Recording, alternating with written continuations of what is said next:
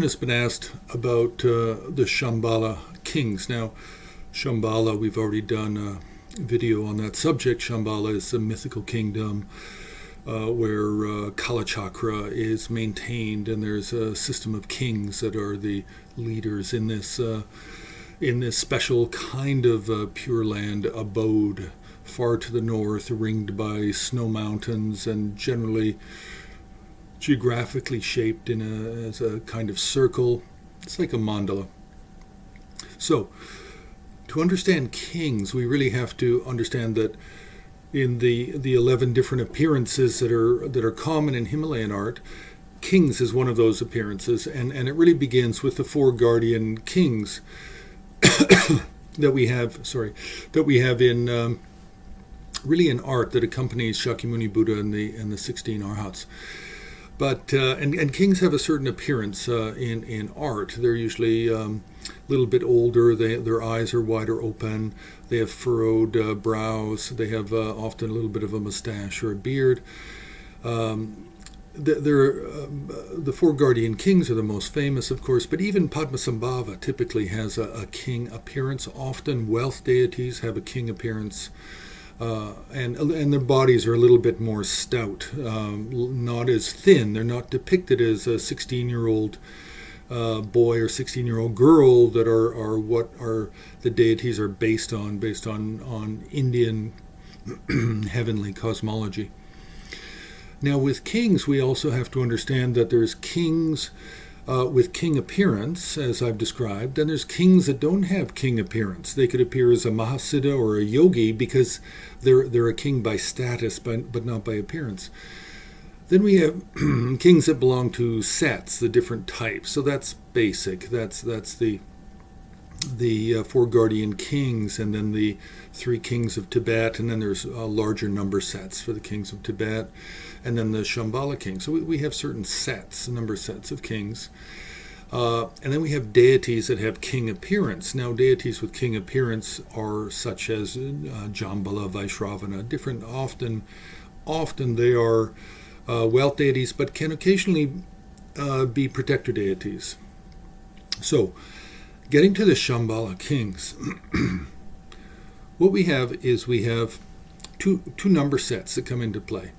We have the 7 main original kings, and then we have the 25 Vidyadharas who follow them, and they're not called kings; they're called the Vidyadhara, and we are currently somewhere in the middle or towards the end of that 25 Vidyadhara, where most of them have already reigned, and some of them have yet to come into being, chronologically, according to the Kalachakra logic structure. Now, traditionally in Himalayan art, the 7 kings and the 25 Vidyadhara are actually depicted and painted as kings, like the 4 guardian kings. They're wearing lots of garments, lots of jewelry, a little bit older looking, full figured subjects.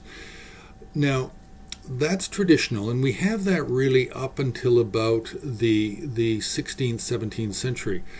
At that point, we get a variant in how the kings are depicted, and we find a system where they are beginning to be depicted as a cross between kings and peaceful deities, or peaceful, semi-peaceful, semi-wrathful. And we really find this coming out of what appears to be the Jonang system, and then later picked up by Katok Sewang Norbu, and then transmitted to Polpung Monastery in East Tibet, where there are many different sets of paintings that were created, and many of these partial sets can still be found today. So then we have 2 systems. We have in the more western side of Tibet, central and west, we have the